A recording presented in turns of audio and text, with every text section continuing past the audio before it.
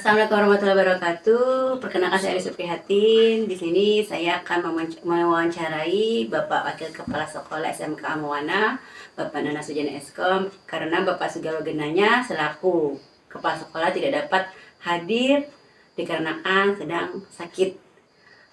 Assalamualaikum Bapak. Waalaikumsalam warahmatullahi wabarakatuh. Selamat siang. Apa kabar Pak? Alhamdulillah baik, sehat. Oke. Mudah-mudahan Bapak bisa menjawab pertanyaan-pertanyaan saya dan dapat membantu saya dalam hal menganalisis penerapan proses pengambilan keputusan berdasarkan pengetahuan tentang para 5 prinsip pengambilan dan pengujian keputusan di sekolah. Oke. Untuk pertanyaan pertama Bapak, selama ini bagaimana Bapak dapat mengidentifikasi kasus-kasus yang merupakan dilema etika atau pujukan moral? Baik, terima kasih atas pertanyaannya dan saya sebelumnya mewakili dari Bapak Kepala Sekolah. Kebetulan saya di sini saya sebagai Wakasek guru BP ataupun bimbingan penyuluhan ataupun bimbingan konseling. Nah, untuk menanggapi pertanyaan barusan, sebagai pimpinan di sekolah di sini memang banyak banget permasalahan ataupun dilema yang tadi dibicarakan, yaitu dilema etika ataupun bujukan moral. Nah, dengan cara apa? Tentunya saya mempunyai cara-cara. Caranya seperti apa untuk menghadapinya? Tentunya dengan mengidentifikasi kasus-kasus dengan melihat dan memahami kasus-kasus tersebut. Dan untuk memahami kasus tersebut, tentunya kami pihak lembaga ataupun saya sebagai pimpinan lembaga ataupun sebagai guru bimbingan konseling, tentunya saya selalu berkomunikasi dengan tim untuk menghasilkan keputusan yang akan nanti saya ambil. Nah, keputusan nanti yang saya akan ambil apakah berdasarkan hasil akhir ataupun berdasarkan peraturan atau berbasis rasa peduli. Oke, terima kasih Bapak atas jawabannya. Selama ini yang Bapak rasakan, bagaimana menjalankan pengambilan keputusan di sekolah Bapak, terutama untuk kasus-kasus di mana ada dua kepentingan yang sama-sama benar atau sama-sama mengandung nilai kebajikan. Baik, sebagai tanggapan saya, tentunya saya dalam garis besar saya akan melakukan komunikasi dengan tim supaya ke depan ataupun menghasilkan tentunya keputusan yang baik dan benar, harapannya seperti itu. Oke, untuk pertanyaan berikutnya Bapak, langkah-langkah atau prosedur seperti apa yang biasa Bapak lakukan selama ini? Selama ini apabila kasus tersebut berkaitan dengan kepentingan orang banyak, maka sebelum saya mengambil keputusan, tentunya saya kembali seperti yang tadi dibilang, selalu komunikasi dengan tim manajemen dengan melaksanakan rapat kecil ataupun obrolan-obrolan kecil, dan tentunya keputusan yang nanti akan saya ambil tentunya berdasarkan pada hasil akhir dari rapat tadi ataupun obrolan tadi dengan tim manajemen berdasarkan peraturan ataupun berbasis rasa peduli.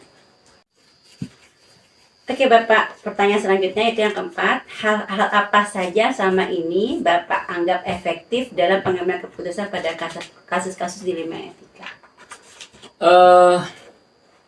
Menurut saya, hal yang paling efektif dalam pengambilan keputusan tentunya yaitu dengan melakukan komunikasi dan koordinasi dengan tim manajemen yang tadi saya sampaikan. Tentunya keputusan yang saya ambil itu wajib ataupun harus bersifat objektif. Oke, pertanyaan selanjutnya Bapak, yang kelima, hal-hal apa saja selama ini merupakan tantangan dalam pengambilan keputusan pada kasus-kasus dilema etika?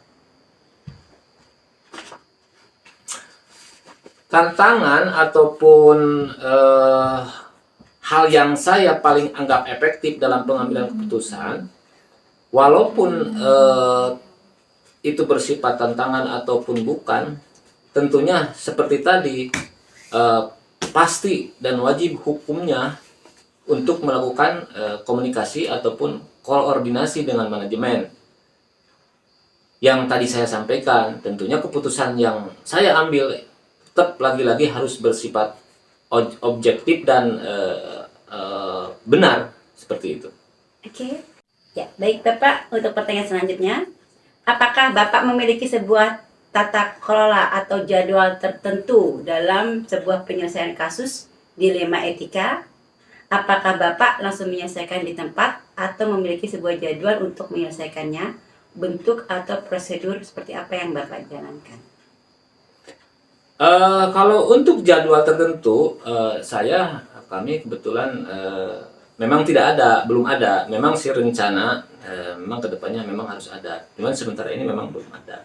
Hanya saja untuk pengambilan keputusan tergantung dari kasus yang ada.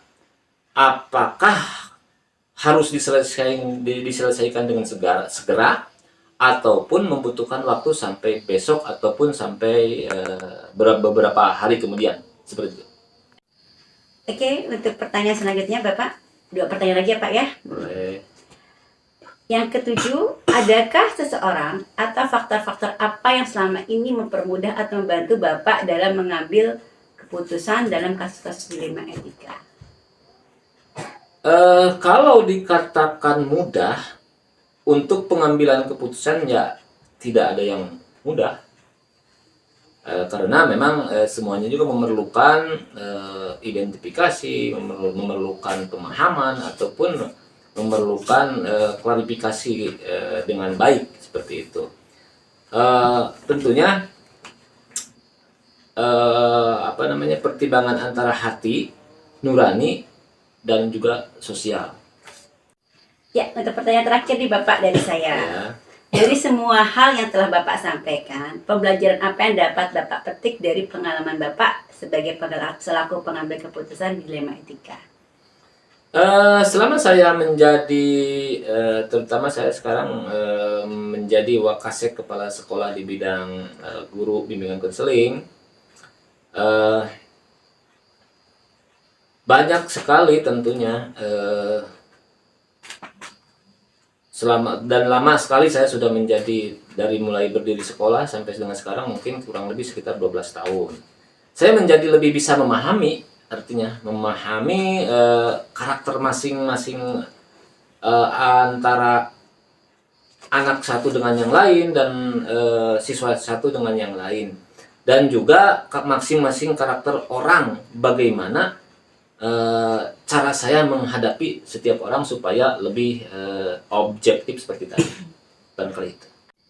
Oke, terima kasih Bapak atas kesediaan waktunya sekali lagi. Baik, atas segala pertanyaan saya dan Bapak jawab dengan baik. Ya. Wabillahi taufiq wal hidayah. Wassalamualaikum warahmatullahi wabarakatuh. Waalaikumsalam. Assalamualaikum warahmatullahi wabarakatuh. Waalaikumsalam warahmatullahi wabarakatuh. Bapak Nana MPD, Kepala Sekolah SMP Nur Insan.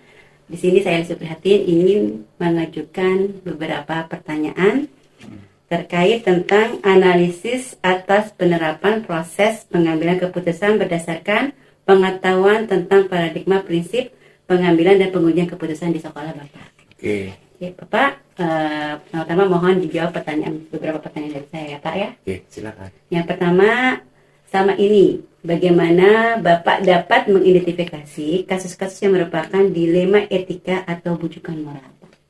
Oke. Cara mengidentifikasi kasus tersebut, kita lihat dulu kasusnya.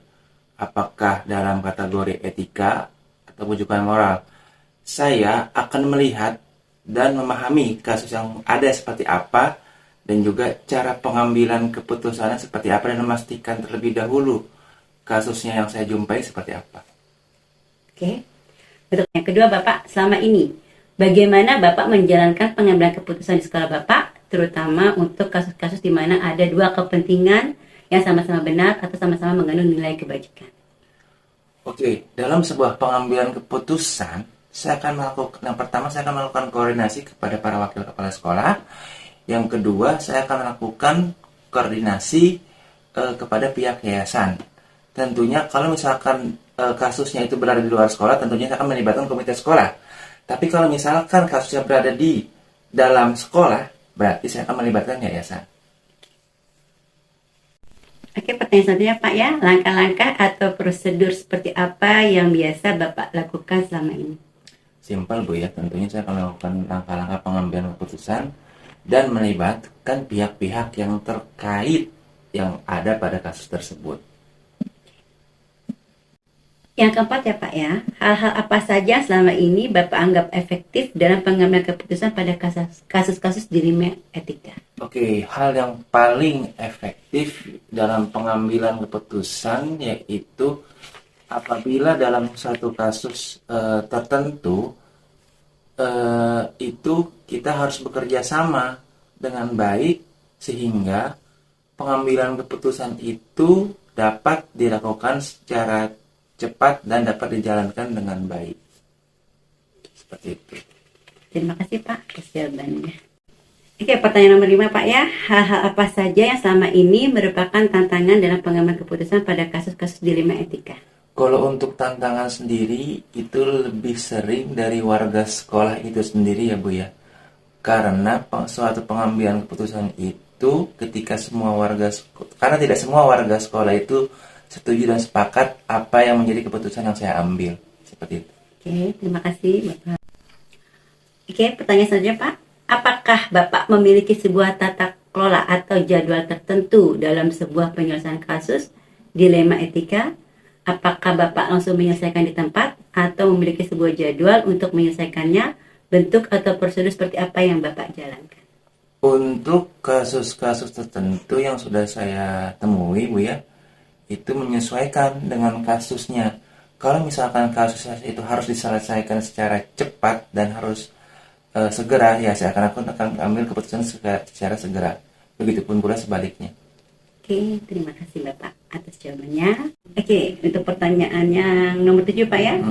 Adakah seseorang atau faktor-faktor apa yang selama ini mempermudah atau membantu Bapak dalam pengambilan keputusan dalam kasus-kasus dilema etika tersebut?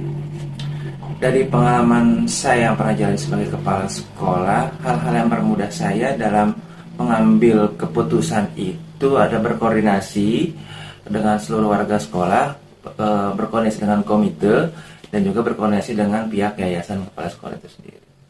Oke Bapak, untuk pertanyaan terakhir, yang ke-8, dari semua hal yang telah disampaikan oleh Bapak, pembelajaran apa yang dapat Bapak petik dari pengalaman Bapak mengambil keputusan dilema etika? Pembelajaran dalam pengambilan keputusan yang selama ini saya lakukan, saya akan menjadi lebih memahami karakter orang-orang yang saya jumpai Bu. Dan yang kedua, saya akan menyesuaikan diri dalam mensikapi kasus-kasus yang saya temui. Itu aja. Terima kasih.